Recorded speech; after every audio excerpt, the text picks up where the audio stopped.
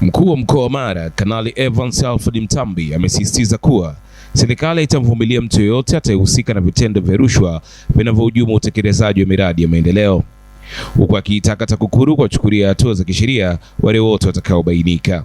Akizungumza katika warsha iliyowakutanisha wadau wa usimamizi na utekelezaji wa miradi ya maendeleo mkoani Mara, Kanali Mtambi amesema baadhi ya miradi imekuwa ikikumbwa na ucheleweshaji wa utekelezaji, ubora usioridhisha, pamoja na matumizi yasiyo sahihi ya fedha za umma.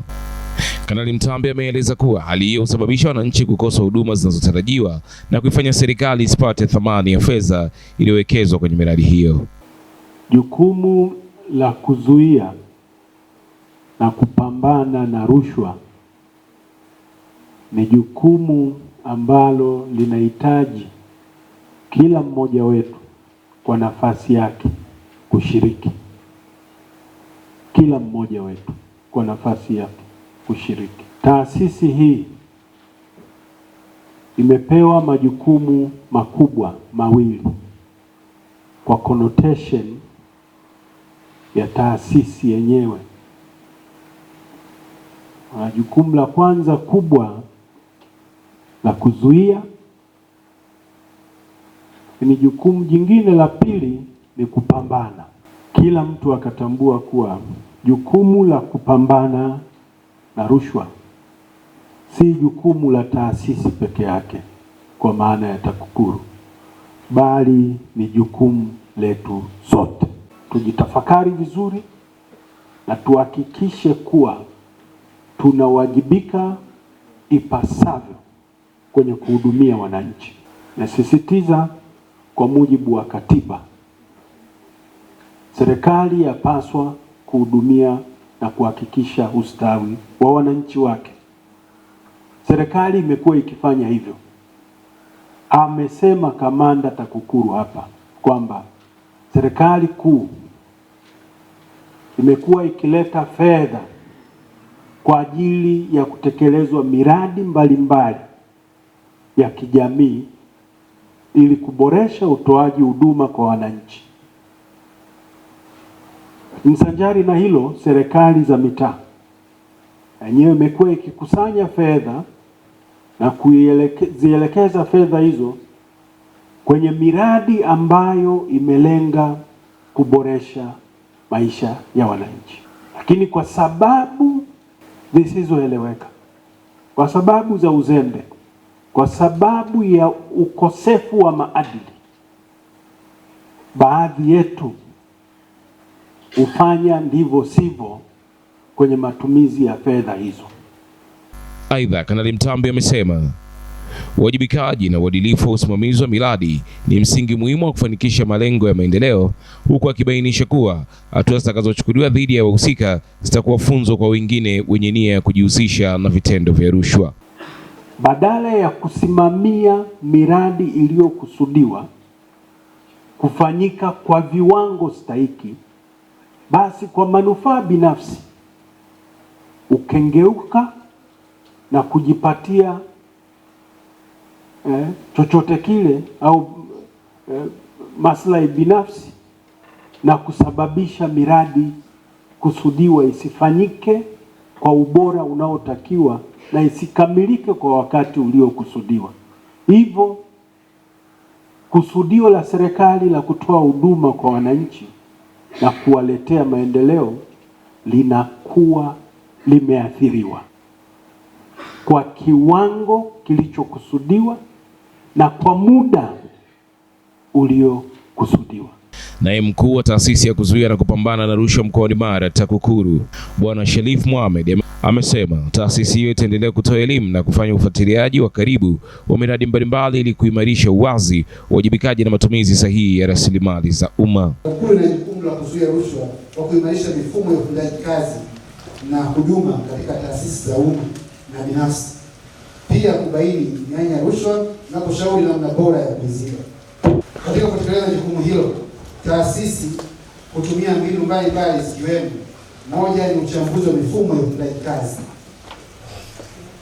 Yaani tunapita huko kwenye taasisi mbalimbali kuangalia mifumo ya utendaji kazi ikoje. Lakini pia tunafanya tafiti na tathmini za hatari za rushwa, yani Corruption Risk Assessment CRA. Pia tunafanya ufuatiliaji wa matumizi ya rasilimali za umma inayoitwa Public Expenditure Tracking Survey PES, pamoja na kuwakutanisha wadau ili kuweka mkakati wa utekelezaji na ufuatiliaji matokeo yake, kama ambavyo tunakutana leo hapa kwa hichi tunachofanya. Ndugu mgeni rasmi, TAKUKURU inalo jukumu la kufuatilia matumizi sahihi ya rasilimali za umma ili kuhakikisha zinatumika kwa madhumuni yaliyokusudiwa na kuleta tija kwa wananchi.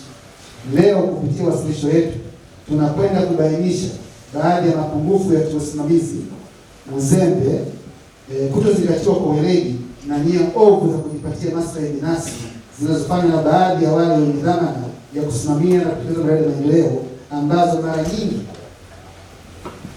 zimekuwa zikisababisha rasilimali za umma, rasilimali za miradi kuvuja, miradi kuchelewa kukamilika, kuwepo kwa ushiriki mdogo wa wadau katika utekelezaji wa miradi na miradi kutokuwa na thamani ya fedha. Matarajio yetu, mikakati tukaiweka itasaidia yafuatayo: moja, kutekelezwa kwa program kama hii ambayo tulikuwa nayo leo hapa ya dharura, pamoja na miradi ya maendeleo bila ya kuwepo kwa uvujaji wa rasilimali, lakini pia bila kuwepo ucheleweshaji wa miradi na kusiwepo ushiriki mdogo wa wadau, na bila ya kuwepo hatari za kutofikiwa kwa thamani halisi ya fedha kwenye hiyo miradi. Lakini pia tunatarajia mikakati tutaiweka isaidie kuboresha utoaji wa huduma kwa wananchi. Pia tunakusudia mikakati hiyo iweze kusaidia kuzuia watumishi kujihusisha na vitendo vya rushwa. Hatua hii muhimu ni sehemu muhimu ya safari ya kujenga utamaduni wa uwajibikaji, uwazi na uadilifu katika utekelezaji wa majukumu yetu. Ndugu Sherif Mohamed ameongeza kuwa warsha hiyo imelenga kuwajengea uwezo wa usimamizi wa miradi na kuwakumbusha wajibu wao wa kusimamia utekelezaji wa miradi kwa kuzingatia sheria, mikataba na miongozo ya serikali ili kuhakikisha wananchi wanapata huduma zenye ubora na serikali inapata thamani ya fedha. Kwa kweli nakiri hizi changamoto ambazo watu wa TAKUKURU kwenye hii warsha wanaotufundisha kuwa ipo. Kinachotakiwa kufanyika ni ule ufuatiliaji kuanzia mwanzo na zile hatua zote, kama ambavyo tumeona kwamba unamwamini mtu kwamba atafanya ufuatiliaji, dokumenti fulani itakuwa sahihi na nini. Yaani natakiwa kuanzia mwanzo, kuanzia hatua ya uandaaji, ununuzi, utekelezaji, kote kuwe na ufuatiliaji wa kina, yani kila wakati. Hiki kimefanyika, unafuatilia. Kama ni ujenzi, unafanyika kama vile inavyotakiwa. Ndio vitu vya msingi tu, yani hamna kitu kingine hapo. Leo tumekuja kwenye semina ya mambo ya utekelezaji wa miradi kupitia wenzetu wa TAKUKURU.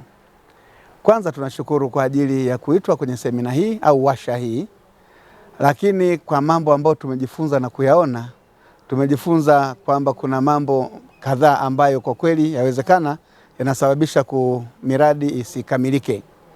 Jambo la kwanza ambalo mimi nimeliona ni miradi yote inahitaji kuwa na ufuatiliaji wa karibu.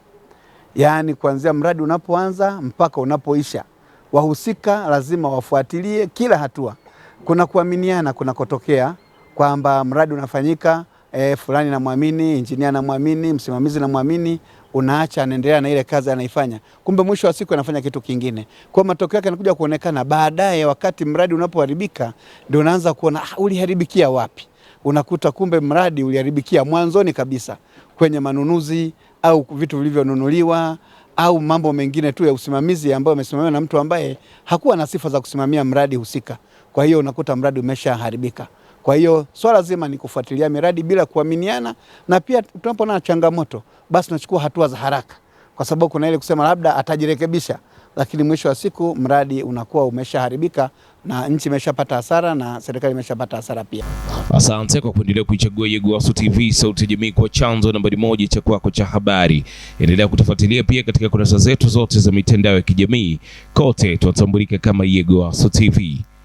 Mimi naitwa Nado, chumba cha habari yupo Dekawa John.